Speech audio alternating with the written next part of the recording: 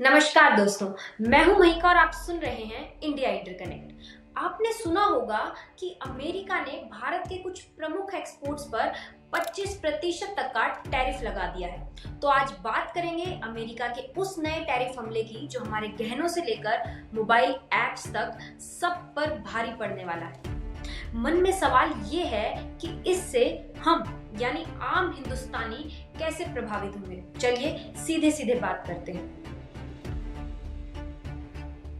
Global trade war का देसी trailer सुनने में ये बहुत टेक्निकल लगता है, पर असल में इसका मतलब है साफ साफ कि अगर आप अमेरिका में भारतीय गहना, स्टील, चावल या डिजिटल सर्विस बेचना चाहो तो अब आपको बहुत ज्यादा टैक्स देना होगा, यानी महंगा माल जो कि कम बिकेगा।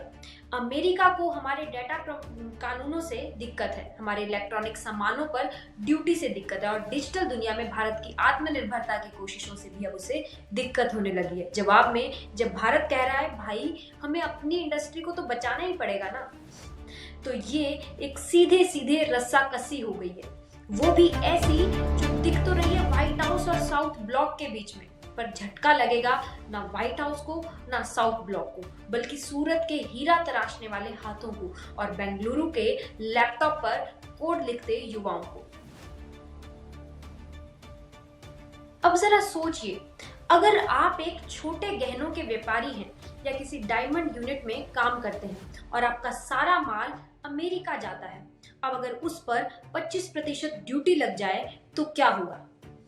ऑर्डर घटेंगे, फैक्ट्रियां ठप होंगी और जो कारीगर कल तक मशीन पर पॉलिश कर रहा था वो आज हाथ पर हाथ धरकर घर बैठे रहेगा और आप कहेंगे महिका ये मेरे काम से क्या लेना देना। तो सुनिए, यही गहने जब बाजार में बिकते हैं वो आपकी शादी की तैयारी से लेकर सोने की कीमत तक को प्रभावित करते हैं। जी हाँ, अब आ जाइए हमारे डिजिटल योद्धाओं की ओर।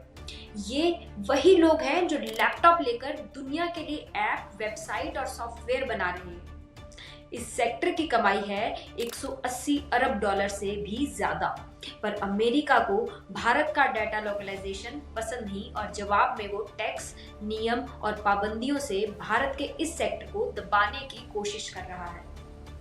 तो आप जो सुबह सुबह यूपीआई से चाय खरीदते हैं ना, वो डिजिटल इंफ्रास्ट्रक्चर भी इसी सेक्टर की देन है। अब नजर घुमाते हैं भारत के गांवों की ओर, जहां चावल, झींगे और मसाले अमेरिका की थालियों में स्वाद भरते हैं, पर अगर टैरिफ बढ़े तो मंडी से सड़ती फसल, किसान की टूटी उम्मीद और साहूकार की बढ़ती हंसी दिखेगी। सोचिए, एक श्रिम्प एक्सपोर्टर जो विशाखापट्टनम में बैठा है वो भी अब अमेरिका के मूड पर जी रहा है। आखिर में रोटी के बाद बात कपड़े और मकान की, जो और हिंदुस्तान को इंफ्रास्ट्रक्चर देता है, यानी वस्त्र और स्टील। अगर इन पर एक्सपोर्ट में गिरावट आई तो टायर फैक्ट्री से लेकर कपड़े की मील तक हर जगह नौकरी कटेगी और जहां नौकरी गई वहां ईएमआई रुकी, जहां ईएमआई रुकी वहां बैंक के एनपीए बढ़े और आपकी ईएमआई या लोन महंगे और फिर वही पुरानी कहानी, आम आदमी पिसेगा ही पिसेगा। इन सेक्टर से भारत को विदेशी पैसा मिलता है, उसी से हमारी करेंसी टिकती है, सरकार को पैसा मिलता है और नौकरियां बनती हैं। अब अगर ये एक्सपोर्ट्स घटे तो डॉलर कम आएंगे, रुपए की कीमत गिरेगी, पेट्रोल डीजल महंगा होगा और हर चीज दूध से लेकर महंगाई महंगी होती चली जाएगी। ये टैरिफ सिर्फ तत्कालीन हुए तो ठीक है, बल्कि लंबे समय तक अगर टिक गए तो फिर जो हीरे आज भारत की चमक हैं वो कल किसी और देश की पहचान बन जाएंगे। जी हाँ, और एक बार बाजार गया तो वापस लाना हीरे तराशने से भी ज्यादा मुश्किल काम होगा। इसी तरह अगर डिजिटल सेवाओं पर संदेह और पाबंदियां जारी रही तो दुनिया का भरोसा भारत की तकनीक से हट जाएगा और तब ना कोई इन्वेस्टमेंट आएगा, ना कोई इनोवेशन आगे बढ़ेगा। खेती की हालत तो वैसे ही नाजुक है, ऊपर से अगर एक्सपोर्ट में गिरावट आई तो किसान और कर्ज में डूबेंगे और सरकारी बैंक टूटेंगे, ग्रामीण अर्थव्यवस्था की रीढ़ ही दरक जाएगी। इसी बीच अगर स्टील और एल्यूमिनियम पर टैरिफ्स बढ़ते रहे तो हमारे इंफ्रास्ट्रक्चर के सपने जैसे स्मार्ट सिटी या हाई स्पीड ट्रेन, ये सब सपने ही रह जाएंगे। सोचिए, अगर इन सारे सेक्टरों से कमाई घट गई तो सरकार के पास उतना टैक्स नहीं आएगा। नतीजा, योजनाएं धीमी पड़ेगी, रुपया और कमजोर होगा, विदेश से कर्ज लेने की नौबत आ सकती है। और बैंक, वो तो एक्सपोर्ट फाइनेंस में डूबे लोन के डर से पहले ही कतराए बैठे हैं। अब सवाल है, हम इसका क्या इलाज करें? सबसे पहले भारत को WTO यानी विश्व व्यापार संगठन के दरवाजे खटखटाने चाहिए। अमेरिका से सीधी बातचीत के जरिए कुछ उत्पादों पर रियायत लेने की कोशिश हो सकती है। और सबसे जरूरी, हमारे छोटे एक्सपोर्ट्स MSMEs जिनकी सांसें अब थमी थमी सी हैं, क्यों ना उनके लिए फाइनेंस आसान किया जाए, टैक्स पर छूट मिले और क्रेडिट स्कीम्स को मजबूत किया जाए।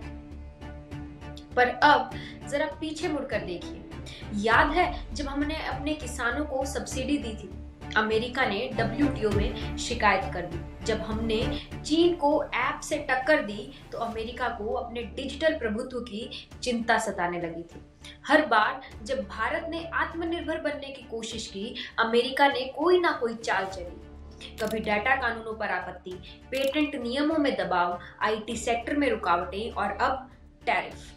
हिंदुस्तान को अब अपने एक्सपोर्ट मार्केट्स को डाइवर्सिफाई करना होगा। अमेरिका से हटकर एशियाई देशों, यूरोप और अफ्रीका जैसे बाजारों में पांव जमाना पड़ेगा। डिजिटल सेक्टर के लिए हमें ऐसी नीति बनानी होगी जो दुनिया को भरोसेमंद लगे, लेकिन भारत की डिजिटल संप्रभुता भी सुरक्षित रहे। खेती के लिए सिर्फ सब्सिडी नहीं, वैल्यू एडिशन और अंतर्राष्ट्रीय गुणवत्ता समझौतों की जरूरत है। और शायद सबसे अहम, हमें एक ऐसा आर्थिक सुरक्षा कवच बनाना पड़ेगा जिसमें रुपया मजबूत रहे, विदेशी मुद्रा भंडार बढ़े और हमारा पूंजी बाजार इतना गहरा हो कि बाहर के झटकों से डगमगाए नहीं। तो दोस्तों, जब अगली बार कोई कहे कि अमेरिका ने भारत पर टैरिफ्स लगा दिए, तो चर्चा जरूर करिएगा। क्यों? क्योंकि आपकी EMI, आपकी चाय की कीमत, आपकी नौकरी और आपके बच्चे के डिजिटल भविष्य से जुड़ी कहानी है। जी हाँ, अगर आपका आज का एपिसोड सोचने पर मजबूर करे तो दोस्तों के साथ जरूर साझा कीजिएगा और मुझे जरूर बताइएगा कि आपको क्या लगता है, इन टैरिफ्स का सबसे बड़ा असर कहाँ पड़ रहा है। चलते हैं, मिलते हैं अगले एपिसोड में। मैं हूं महिका और आप देख रहे थे इंडिया इंटरकनेक्ट लोकमत के साथ। अगले एपिसोड में एक और ऐसे ही मुद्दे के साथ फिर मिलेंगे। धन्यवाद।